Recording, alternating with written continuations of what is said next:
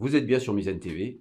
Très heureux de vous proposer un nouvel entretien exclusif enregistré ce 12 décembre dans les locaux de la Grande Mosquée de Paris, puisque nous sommes reçus aujourd'hui par le recteur Shemseddine Hafiz. Bonjour monsieur le recteur. Bonjour. Salam alaikum. Merci de Assalamu nous alaikum accueillir salam. dans ce lieu emblématique de l'islam parisien pour un entretien qui sera largement consacré aux questions de l'actualité en France et au Proche-Orient.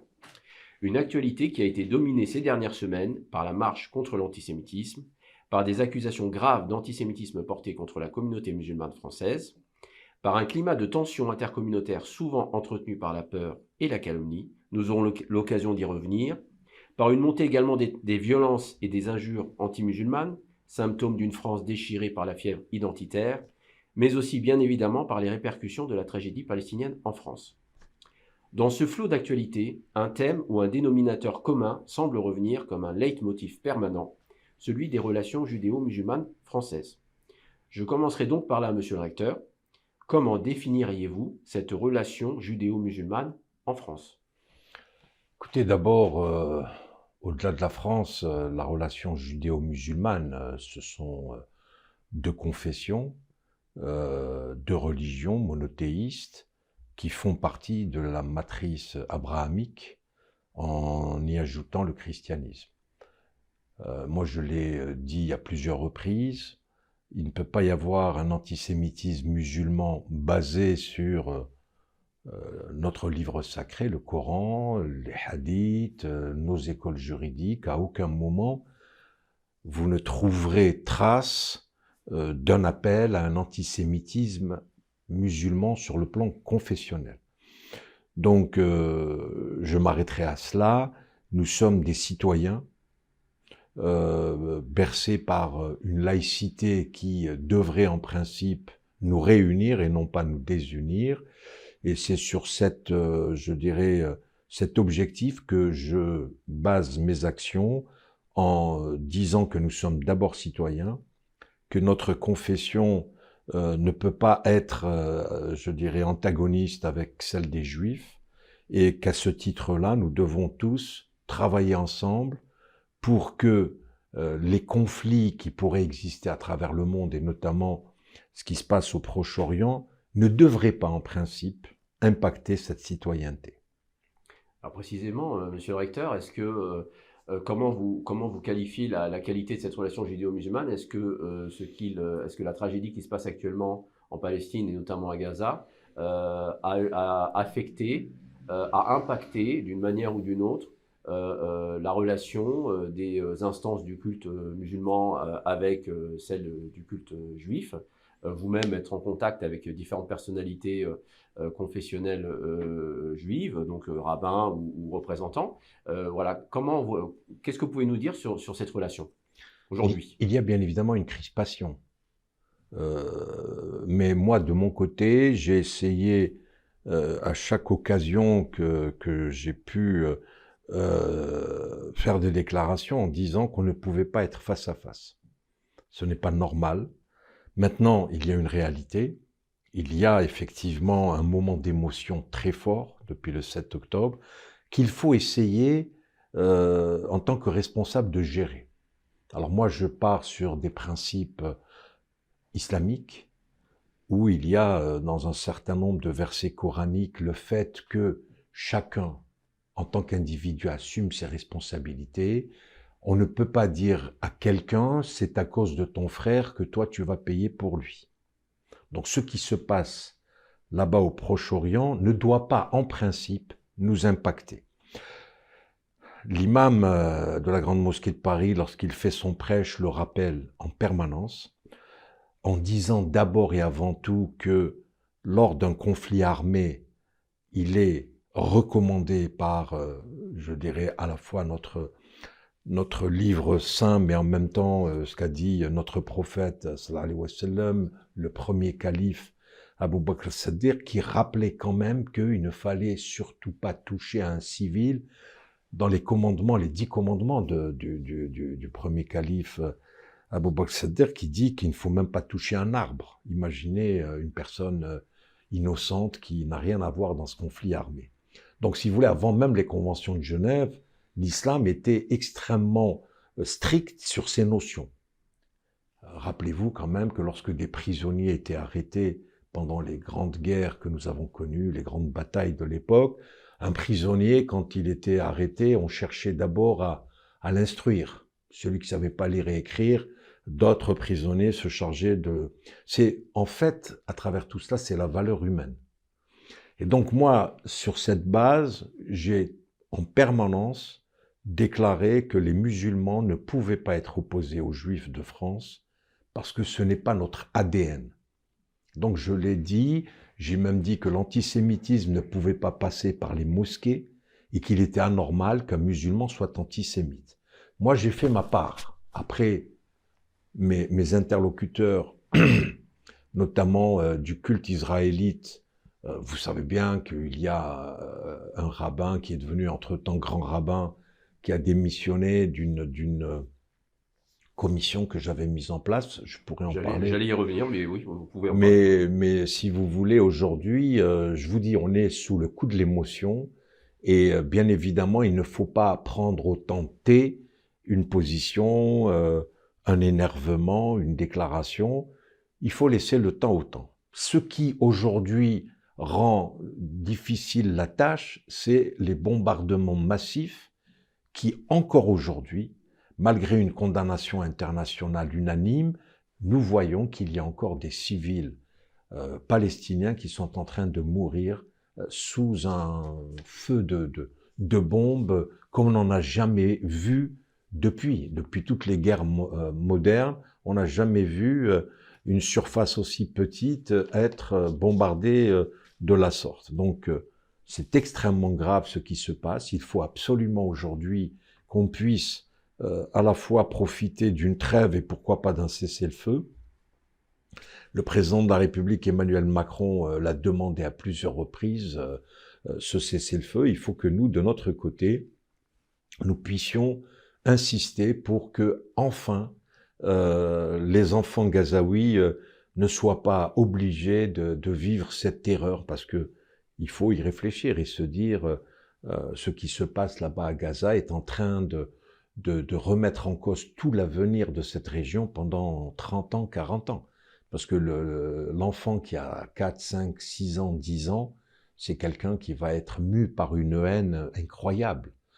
Parce qu'il y a une injustice, parce qu'il y a une violence, il y a une guerre et nous connaissons souvent les traumatismes d'une guerre qui peut, par la suite, créer et alimenter une haine qui devrait en principe être jugulée, voire canalisée pour arriver à une paix que nous appelons de nos voeux depuis le début de ce conflit du 7 octobre.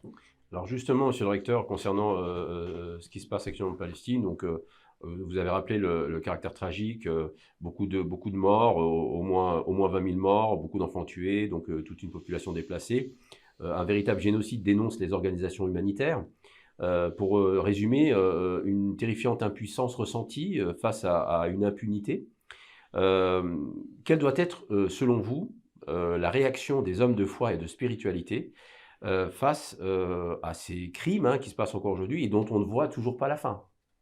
Alors là aussi, je me baserai sur des préceptes coraniques. Que pouvons-nous faire, nous, hommes de foi, à part accepter l'épreuve, être patient, c'est ce que on nous rappelle régulièrement, d'être patient, de faire des prières. On n'a pas grand-chose entre nos mains aujourd'hui, hommes de foi.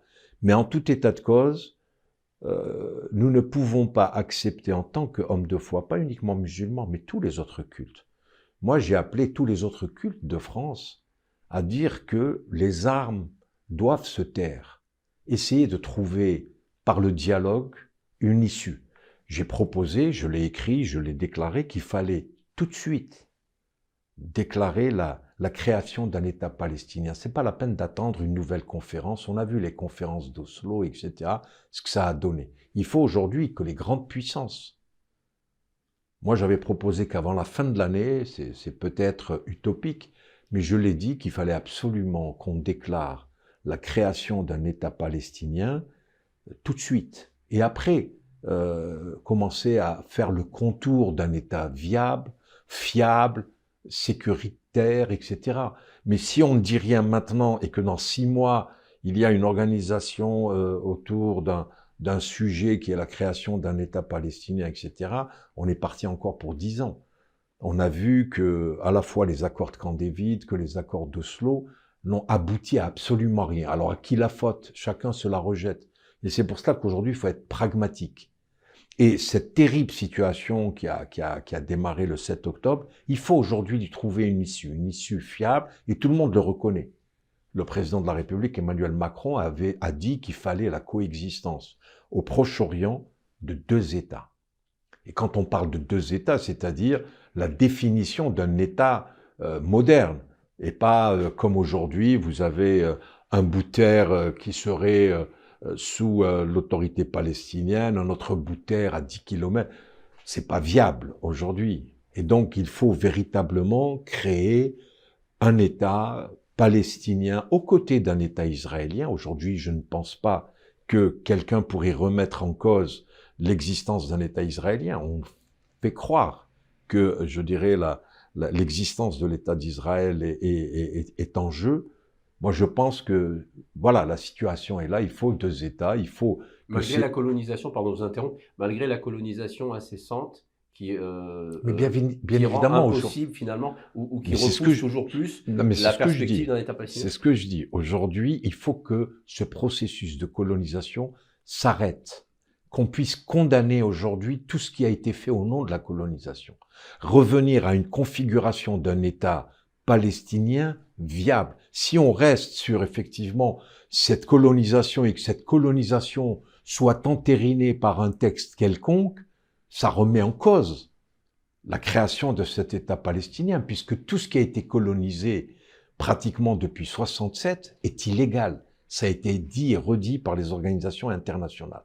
Donc aujourd'hui, pour ce peuple palestinien qui est en train de souffrir, si véritablement il nous reste, je dirais, une once d'humanité, il faut se pencher sur ce peuple et lui trouver une solution. Vous savez, je suis d'origine algérienne, je suis extrêmement sensible sur la question de la colonisation, puisque l'Algérie a été colonisée pendant 132 ans. Donc nous savons ce que c'est la colonisation, ce qu'est le traumatisme de la colonisation. 70 ans après, on est encore en train de subir, je dirais, ces traumatismes de la colonisation.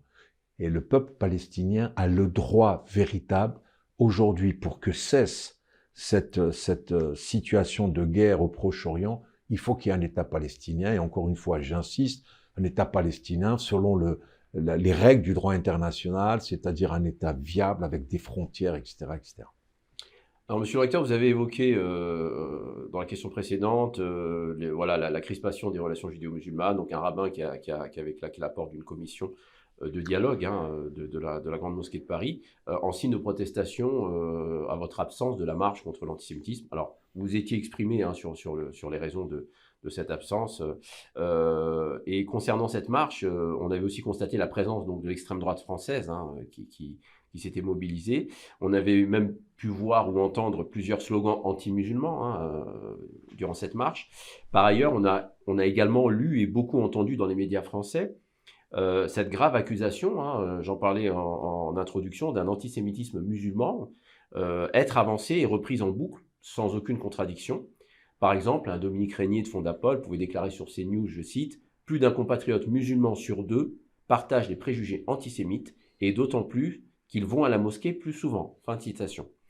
Vous-même, monsieur le recteur, aviez écrit dans une tribune au Monde ces quelques lignes, je cite, « Les musulmans de France subissent des accusations abjectes qui les essentialisent et les rendent tous complices des pires dérives qui ne sont pas les leurs. » Fin de citation.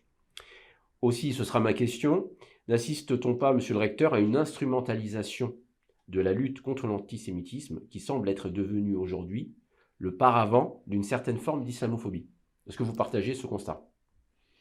Non, je ne pense pas, parce que votre question pose le fait qu'on doit s'opposer juifs et musulmans. Il y a un antisémitisme. L'antisémitisme, ce n'est pas, je dirais, nouveau. C'est un antisémitisme profondément ancré dans les terres d'Europe. Moi, je poserai une simple question. Lorsque, en Andalousie, les juifs et les musulmans ont été chassés, pourquoi les Juifs sont partis en terre d'islam. Ils n'ont pas choisi de terre européenne. Ils auraient pu, de l'Andalousie, monter vers la France ou aller ailleurs. Ils ont été principalement au Maghreb, en Égypte, aussi. Et l'Empire ottoman qui deviendra par la suite la Turquie actuelle. Pourquoi? Parce qu'ils savent, les Juifs, que lorsqu'ils ont vécu en terre d'islam, ils ont été protégés, eux physiquement, et leurs biens, et surtout leur culte. On a toujours eu cette précaution de permettre aux Juifs en terre d'islam de pratiquer leurs rites sans aucune contrainte. Donc aujourd'hui, moi je ne veux pas qu'en France, on nous oppose. Il y a un antisémitisme qui est extrêmement important. Je ne peux pas vous laisser dire que l'antisémitisme, c'est un paravent à quoi que ce soit. Il existe. Je parlais de l'instrumentalisation. Oui. Pas la lutte contre l'antisémitisme, mais l'instrumentalisation de cette lutte. Vous savez, je suis extrêmement sensible à cette question parce que je comprends également aujourd'hui, et je suis un humaniste, je ne peux pas accepter aujourd'hui qu'on puisse s'attaquer à quelqu'un du fait de son origine, du fait de sa confession et du fait de sa couleur. Et donc les Juifs sont inclus là-dedans. Lorsque on s'attaque à un Juif, je trouve qu'il est anormal parce qu'il est Juif. Non, il y a de l'antisémitisme. Aujourd'hui, dire qu'il n'en existe pas, et ça a explosé depuis le 7 octobre, et je pense que c'est une réalité. Donc, après avoir dit ça, je dis également, et en parallèle à cela, il y a une islamophobie qui a explosé aussi. Alors, bien évidemment, quand on me dit qu'il y a 1700 actes antisémites et qu'il y a 180 et quelques actes anti-musulmans, quand on fait la comparaison, on se dit l'explosion de l'antisémitisme, alors que 180 actes islamophobes, c'est pas très important. C'est ce qui a été comptabilisé, hein. C'est pas. Par contre, c'est ce que je voudrais dire. Ce que je voudrais dire. D'abord, il y a une donnée qui est l'évidence même, les musulmans ne déposent pas plainte. C'est quelque chose qui est aujourd'hui en nous. Vous vous êtes attaqué, on va vous traiter de tous les noms, vous continuez votre route et vous rentrez chez vous. Il faudrait peut-être que nous faisions appel à la communauté musulmane pour lorsque de telles dérives se passent, il faut aller, ne serait-ce que prendre une main courante dans un commissariat. Ça, c'est la première des choses. Mais ce qui est le plus grave pour moi, cette islamophobie permanente dans les médias, c'est-à-dire que vous allumez la télévision, vous prenez n'importe quelle chaîne de télévision, il s'agit des musulmans. On essentialise en permanence les musulmans de France en disant qu'ils sont responsables de tout ce qui peut se passer. C'était le sens de ma question. Hein. Donc, aujourd'hui, ce qu'il faut absolument condamner, dénoncer vraiment avec toute notre force possible, ne laisser rien passer, c'est ces façons de s'exprimer sur les musulmans. C'est devenu aujourd'hui presque une maladie. C'est-à-dire, il n'y a pas un homme politique, il n'y a pas un journaliste qui, pour dorer son blason, va parler de l'islam et des musulmans. Aujourd'hui, moi, vous voyez sur les réseaux sociaux, je suis extrêmement attaqué, je suis un frère musulman, je pratique la taqiyya. Il y a des hommes politiques qui considèrent que je suis un spécialiste de la taqiyya. Vous imaginez, on a appris des petits concepts, des petits mots comme ça. Ceux qui ne connaissent pas la dissimulation, parce que moi j'ai réuni des imams et des muftis d'Europe, on a considéré que j'avais réuni ici des islamistes, de tous les islamistes européens. C'est-à-dire que, voilà, on jette à la vindicte populaire, alors que ça fait 2 ans que je travaille sur cette organisation, nous n'avons pas le droit, nous, en tant que musulmans en France, d'essayer d'avoir des liens avec d'autres mosquées. C'est le but de l'association que j'ai créée, qui s'appelle ML, l'Espoir, qui est de réunir les mosquées d'Europe pour qu'on puisse travailler ensemble, pour qu'on puisse éduquer nos enfants à peu près de la même manière. Nous sommes en pays européen, en continent européen, nous avons les mêmes problématiques en tant que musulmans, que nous soyons en Autriche, en Espagne, en Allemagne, en Slovénie, en France. Nous voulons travailler ensemble. eh ben, on nous dénie ce droit et on jette l'anathème. Voilà, le recteur de la Grande Mosquée de Paris, représentant de la confrérie des frères musulmans, a réuni tous les islamistes. C'est abject comme type de comportement, c'est abject. Et donc aujourd'hui, il faut se défendre là-dessus. On ne peut pas nous essentialiser de la sorte. C'est pas parce que je porte une barbe, je suis un islamiste. Dès que je m'exprime, c'est un islamiste. Et vous savez, c'est la meilleure façon d'essayer de vous discréditer. Et depuis le 7 octobre, je crois avoir je dirais peut-être le prix de celui qui a été le plus attaqué sur ces questions, à la fois sur mon algérianité et sur ma pseudo-relation avec les frères musulmans. C'est indigne, c'est terrible que vous ayez des intellectuels de très haut niveau ou des hommes politiques qui aspirent demain à la magistrature suprême se comportent de la sorte et que personne ne dénonce. C'est ça qui est terrible. En fait, lorsqu'un musulman est attaqué, il n'y a qu'un musulman qui va le défendre ou qui va dénoncer un propos.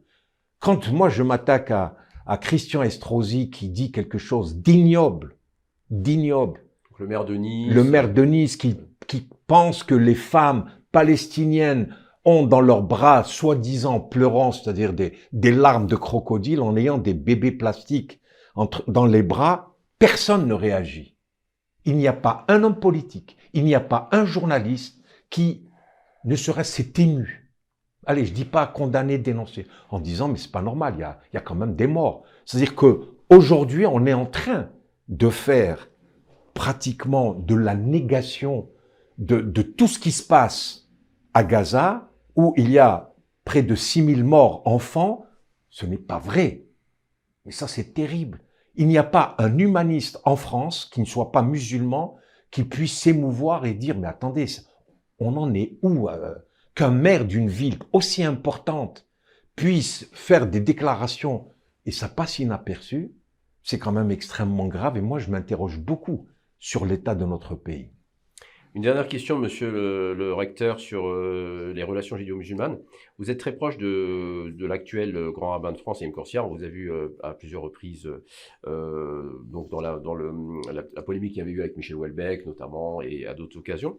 Monsieur le grand rabbin qui a eu, disons, un certain nombre de positions assez surprenantes et plutôt hostiles envers le Coran. En 2018, par exemple, Haïm Korsia signait un manifeste contre l'antisémitisme qui demandait, je cite, que les versets du Coran appelant au meurtre et au châtiment des juifs, des chrétiens et des incroyants soient frappés d'obsolescence par les autorités théologiques. Fin de citation.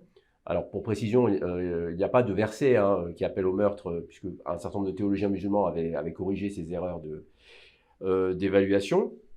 En 2019, à un événement interreligieux organisé par la Ligue islamique mondiale, Haïm Korsia, en parlant toujours du Coran, avait eu cette autre déclaration, je cite, « Comment vivre avec les autres sincèrement lorsqu'on révère un texte qui parfois donne le sentiment de ne pas donner la même dignité aux uns et aux autres ?» Fin de citation.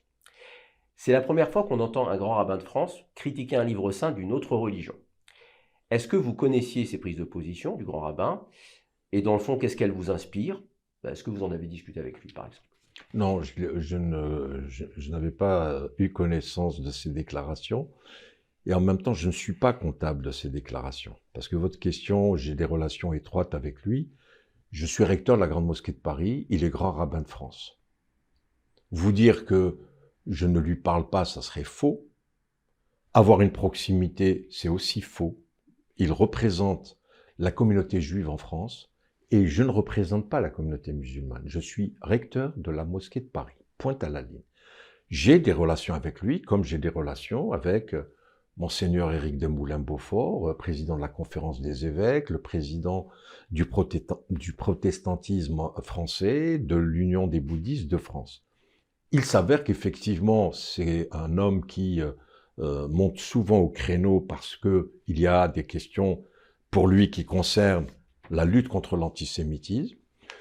Je n'ai pas envie parce que la question elle est un peu biaisée, mais il a fait des déclarations en faveur de l'islam aussi. Faut pas également, si on veut être objectif, il a quand même dit foutez la paix aux musulmans parce que si au niveau du sacrifice du mouton, il a dit quand vous entendez un porc en train d'être égorgé, c'est terrible puisqu'il y a un son humain qui sort de la bouche du porc, et que les musulmans, c'est leur sacrifice, c'est leur rite, il faut leur foutre la paix.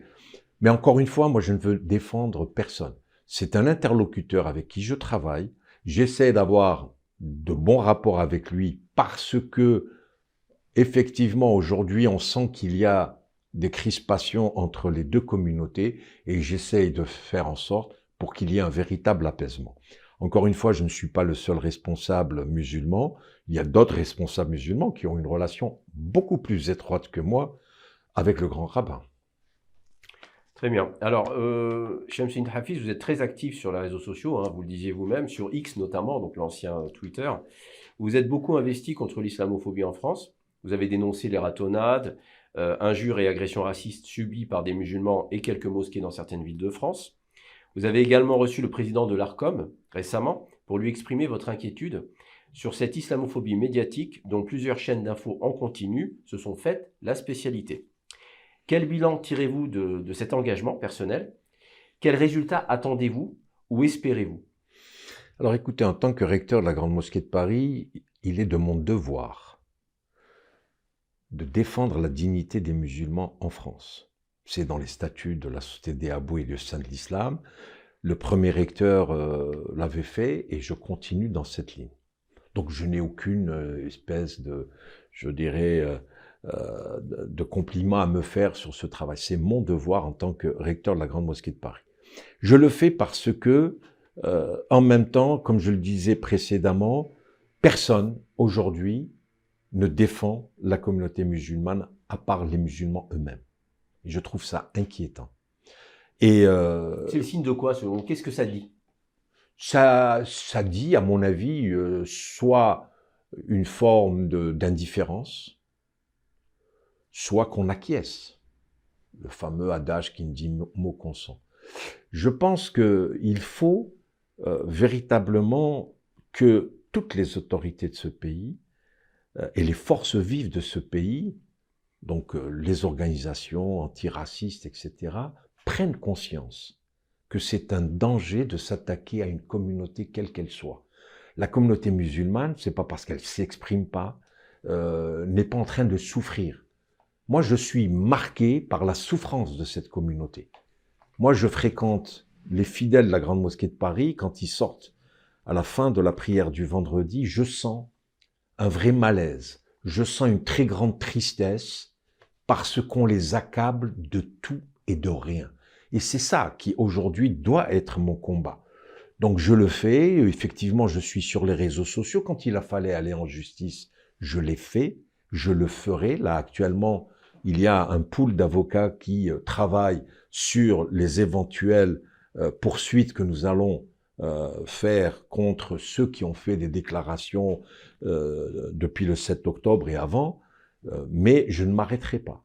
C'est un combat de tous les jours que la Grande Mosquée de Paris mènera parce que je suis musulman, je suis avocat, je suis très sensible à cette question et comme je le disais, on ne peut pas aujourd'hui en France s'attaquer à quelqu'un pour sa religion, pour ce qu'il est, pour ce qu'il représente, etc. Et considérer qu'il y a un deux poids et deux mesures, je veux essayer de démontrer que ça n'existe pas, ce deux poids et deux mesures.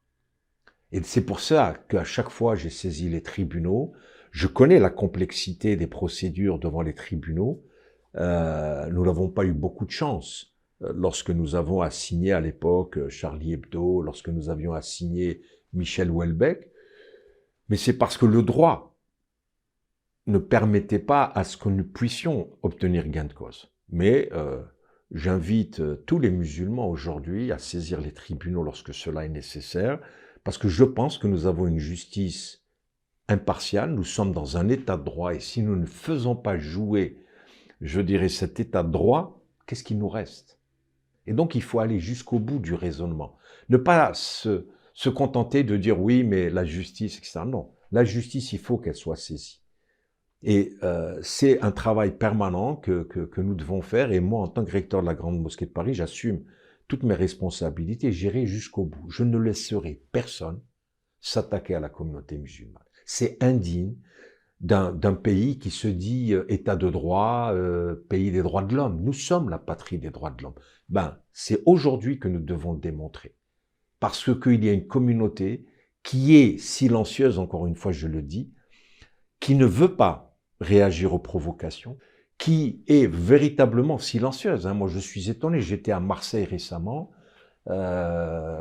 Marseille, où il y a une très grande communauté musulmane. Il n'y a pas eu un seul juif qui a été attaqué. C'est donc révélateur, quand on le veut, d'une situation. C'est tellement facile de parler d'antisémitisme musulman. Moi, j'aimerais bien qu'on me le montre, cet antisémitisme musulman. Je ne nie en rien l'explosion des actes antisémites, mais moi, je voudrais savoir où est l'acte antisémite commis par un musulman, pour qu'on puisse éventuellement essayer de comprendre pourquoi et essayer de corriger le tir, puisque aujourd'hui, c'est tellement facile que quelqu'un qui est maghrébin ou africain, qui est peut-être de culture arabo-musulmane, et parce qu'il va s'attaquer à un juif, c'est un acte antisémite, c'est le musulman. Et bien évidemment, tout à l'heure, ce que vous disiez sur le Coran, moi j'invite tous les grands théologiens d'autres religions de venir faire ce travail avec nous, pour aller chercher les éventuels appels au meurtre de juifs, etc. On a monté des dossiers. Quand vous avez des Zemmour qui sont complètement incultes dans ce domaine et qui viennent, je dirais, éructer leur soi-disant connaissance du Coran parce qu'ils l'ont lu très vite et ils ont tiré par-ci, par-là, sans tenir compte du contexte, sans tenir compte, je dirais même de la traduction. Qui invente et qui invente purement et simplement des versets coraniques et qui disent que voilà, c'est une religion qui est antisémite, c'est une religion violente, etc., etc. Jusqu'à présent, là également, personne ne le condamne, M. Zemmour. Il faut aller devant les tribunaux pour qu'il soit condamné. J'invite les musulmans, lorsqu'ils se sentent lésés dans leurs droits, d'aller devant les tribunaux.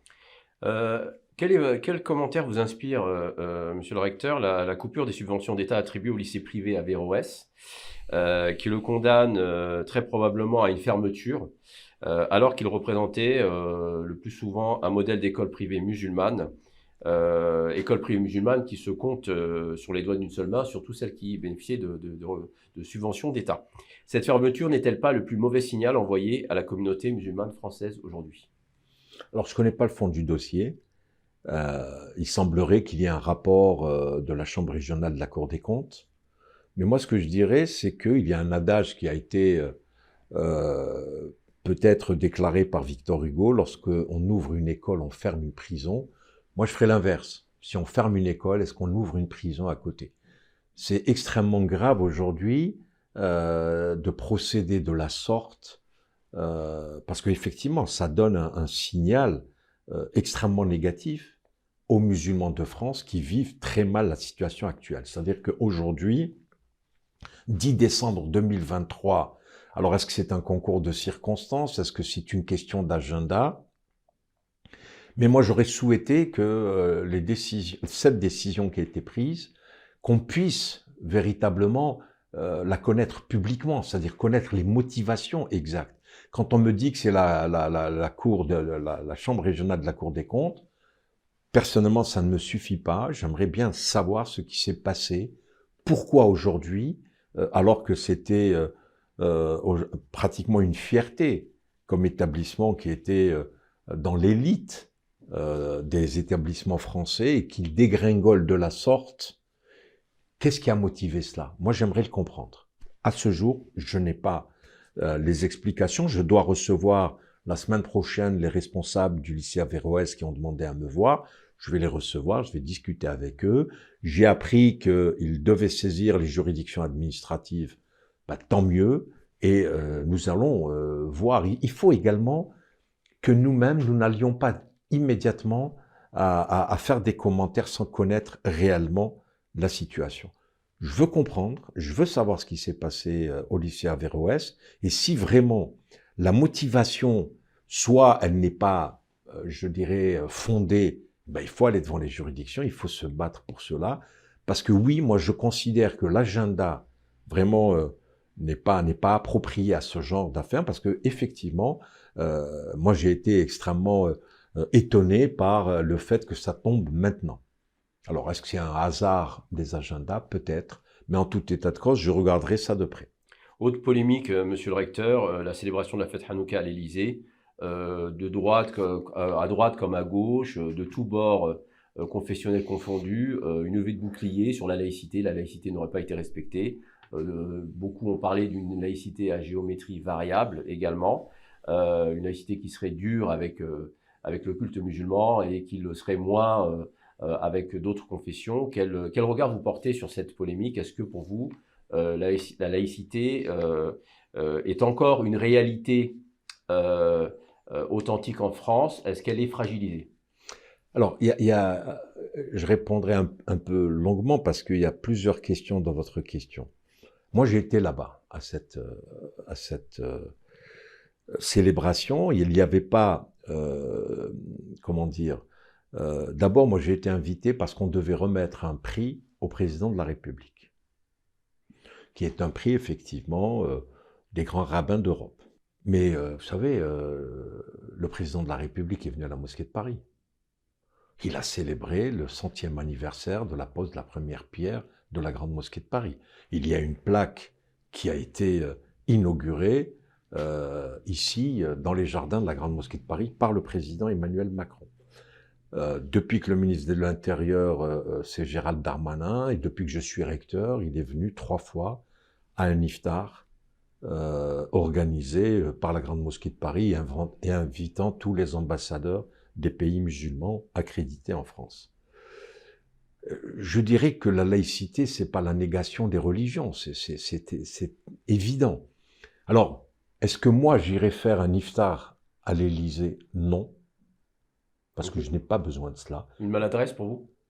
Je dirais que une faute politique? Non, je dirais que ce qui s'est passé, parce que encore une fois, on est dans un contexte précis, c'est la remise d'un prix.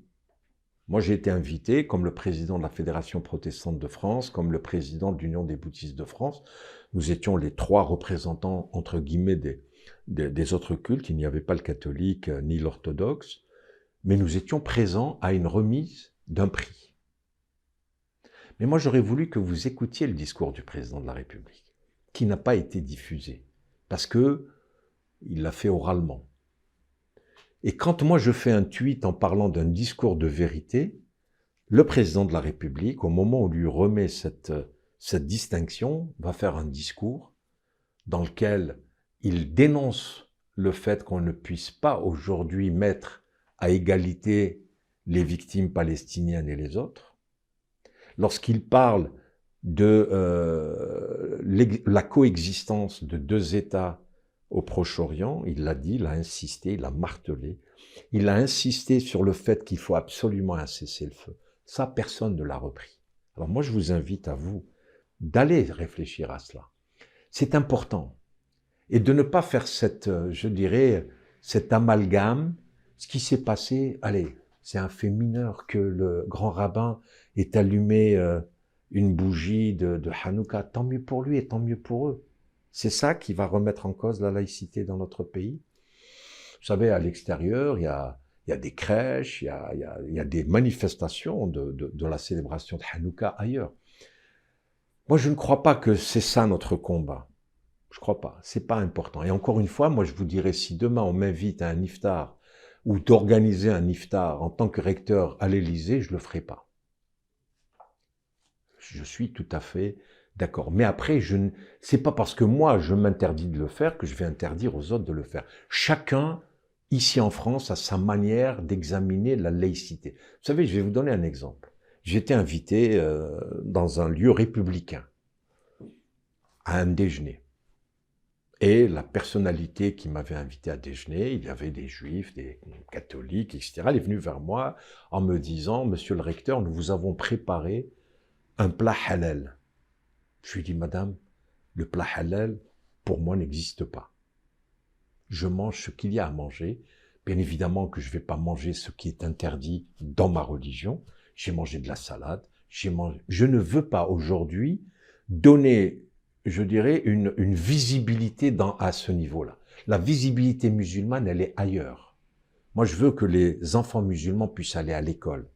Je veux que les personnes de confession musulmane ne soient pas discriminées lorsqu'ils cherchent du travail. C'est pas parce que tu t'appelles Mohamed que tu n'auras pas ton travail ou parce que tu habites dans le 94. Moi, c'est ça mon combat. La visibilité des musulmans, je veux l'avoir à l'université. Je veux l'avoir dans les fonctions importantes de l'État français, que ce soit dans la haute administration, dans la magistrature. Demain, on me dirait qu'un jeune Mohamed vient d'avoir son diplôme de droit et ne peut pas accéder à la magistrature, je monterai au créneau. Mais c'est pas la nourriture. Vous savez très bien, il faut quand même, là aussi, revenir aux fondamentaux de notre religion. Le halal existe, bien évidemment. Je n'ai pas à manger le porc, je n'ai pas à manger un certain nombre d'aliments, point à la ligne. Je ne vais pas aller à un déjeuner ou un dîner républicain pour imposer mon repas. Moi, je ne fais pas partie de ceux qui veulent avoir cette visibilité. Moi, je préfère rester dans la discrétion à ce niveau-là. C'est pour cela que je n'accepterai pas d'aller assister à un iftar à l'Élysée. Mais que le président de la République vienne à un iftar à la Grande Mosquée de Paris, je le ferai. Le ministre de l'Intérieur est venu le 11 novembre ici à la Mosquée de Paris, la veille de la marche. Est-ce que vous avez remarqué cela? Non. Il faut remarquer ces choses-là. Le ministre de l'Intérieur est venu à la Grande Mosquée de Paris le samedi à la veille de la marche du 12 novembre. Il est venu ici, il a déposé une gerbe de fleurs, parce que n'oublions pas que nous avons une légitimité à travers le sang versé par les musulmans pendant la Première Guerre mondiale. Ça, c'est important. Je veux que nos enfants s'en rappellent. Je veux qu'ils aient une forme de fierté et d'appartenance à ce pays, parce que leurs aïeux se sont sacrifiés pour ce pays. Les musulmans ont toujours été au rendez-vous lorsque la France s'est trouvée face à des situations compliquées. Je vous rappelle simplement le Covid. Il est déclaré, rappelez-moi, en tant que recteur, j'ai été dans une ville de France où le préfet de région m'a reçu en me disant qu'il venait de quitter le ministère de l'Intérieur où le ministre avait réuni tous les préfets. À l'unanimité, tous les préfets de France avaient dit que la communauté qui avait été vraiment extrêmement active pendant la période du Covid, c'était la communauté musulmane. C'est pour moi une source de fierté. Le reste, c'est des banalités. Pour conclure cet entretien, une petite touche positive tout de même. Après 3 ans de formation à l'Institut Al-Razali, la première promotion d'imam et d'aumônier du sud de la France a été reçue par vous-même à la mosquée Bilal à Marseille. Au total, 26 imams et aumôniers. Que représente pour vous cette promotion? Est-ce que c'est un aboutissement ou un simple point de départ? C'est les deux à la fois. C'est un aboutissement parce que c'est la première promotion. Alors, pas celle de Marseille, hein. Il y en a eu dans 4 annexes que j'ai mis en place depuis mon arrivée à la Grande Mosquée de Paris. C'est la première promotion qui est faite avec un programme que j'ai élaboré en 2020. Donc, je suis très fier aujourd'hui que nous ayons 58 imams et aumôniers qui ont leur diplôme. C'est important pour nous parce que c'est l'encadrement. C'est le personnel religieux que toute la communauté musulmane et les autres ont besoin de sachants qui viennent pour effectivement parler de notre religion. Et donc, c'est le début parce que 58, ce n'est pas suffisant. Nous avons 2600 lieux de culte. Nous avons des imams autoproclamés. Nous avons des imams qui n'ont pas la formation et je ne leur jette pas la pierre. Ils font ce qu'ils peuvent. Mais aujourd'hui, il faut qu'il y ait une formation académique. C'est important pour, je dirais, l'avenir de notre religion en Occident de manière générale et en France en particulier. Il faut véritablement travailler sur cette formation pour que nous puissions avoir des encadrements qui puissent suivre aujourd'hui à la fois sur le plan, je dirais, du travail que fait l'imam, mais les aumôniers. Moi, je vois aujourd'hui, et je constate avec beaucoup de regret, que dans les hôpitaux, au moment où la question de l'euthanasie, du suicide assisté, c'est-à-dire des questions extrêmement complexes qui sont posées à la société, nous, en tant que musulmans, comment nous devons réagir aux dons d'organes? Donc, j'ai insisté auprès des autorités, que ce soit le ministère de la Santé, que ce soit le président de la République, pour leur dire qu'il fallait avoir des aumôniers musulmans dans les hôpitaux, dans les prisons. C'est capital pour notre communauté. Et cela doit être entendu parce que le bénévolat a ses limites. Il faut absolument aujourd'hui que ces aumôniers, la fonction d'aumônier, elle doit être valorisée.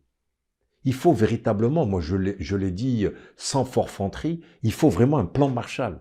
Aujourd'hui, il faut un budget parce que c'est là où la laïcité trouve, je dirais, ses frontières puisque l'État s'implique dans l'aumônerie, que ce soit l'aumônerie hospitalière, des prisons et des armées, où il y a des rémunérations pour certains postes budgétaires, il faut développer et augmenter ces budgets pour permettre à des personnes qui ont envie véritablement d'accompagner les autres, d'avoir un diplôme, d'avoir un salaire, d'avoir vraiment un plan de carrière qui permet à ces gens qui sont pleins de dévouement, mais qui aujourd'hui, vous savez, moi j'ai des aumôniers des prisons qui viennent me voir et qui me disent, chaque jour, de ma poche, je paye 200 km d'essence.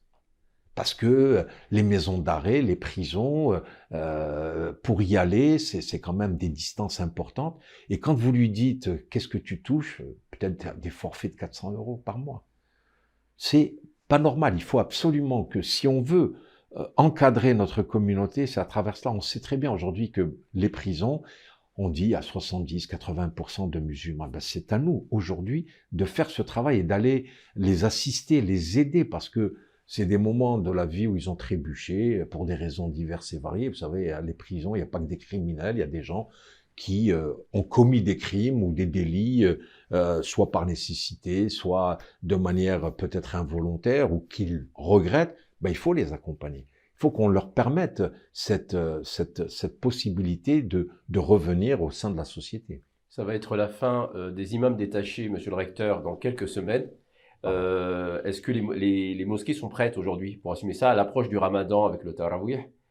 Alors, le Tarawih, c'est une question un peu particulière parce que depuis des années, nous avons, grâce, je dirais, à la collaboration que nous avons avec le ministère de l'Intérieur, de ramener de l'étranger des imams Tarawih. Moi, je vous cache pas que j'ai déposé la semaine dernière la liste des imams du Tarawih, en espérant que nous aurons des réponses pour la délivrance des visas, etc. Donc ça, c'est une question un peu à part. Pour les imams détachés, effectivement, le président de la République a dit 31 décembre 2023, il n'y aura plus d'imams détachés, on est en train de s'organiser. Nous avons 120 imams qui viennent d'Algérie. On a parlé avec le ministère de l'Intérieur. Moi, je suis descendu à Alger, j'ai rencontré les autorités là-bas. On est en train de trouver des solutions. Je dirais la nouvelle formule d'imam devrait intervenir à partir de début avril 2024. Donc, les imams sont là, mais c'est vrai que, vous savez, il y a 120 imams détachés qui viennent d'Algérie, il y en a 30 qui viennent du Maroc, 150 de Turquie, ça fait à peine 300 imams pour 2600 lieux de culte. Il y aura toujours une nécessité d'avoir des imams en plus. Donc, il faut les former et surtout, il faut qu'il y ait un statut de l'imam. Aujourd'hui, c'est une grande question. Et c'est ça, également la question de la laïcité, parce que c'est nous qui devons nous organiser. L'État ne peut pas s'organiser pour nous créer un vrai statut de l'imam. Eh bien, c'est à nous de faire ce travail, de faire une sorte de plan de carrière. Et c'est pour ça que moi, j'ai appelé de mes vœux la création du Conseil national des imams pour qu'il fasse son travail. J'espère qu'il le fera un jour. C'est la fin de cet entretien enregistré ici même à la Grande Mosquée de Paris. Merci Shamsuddin Hafiz d'avoir répondu à nos questions. Merci également à tous nos éditeurs pour leur fidélité. On se retrouve très bientôt sur Mizan TV. Merci beaucoup, merci.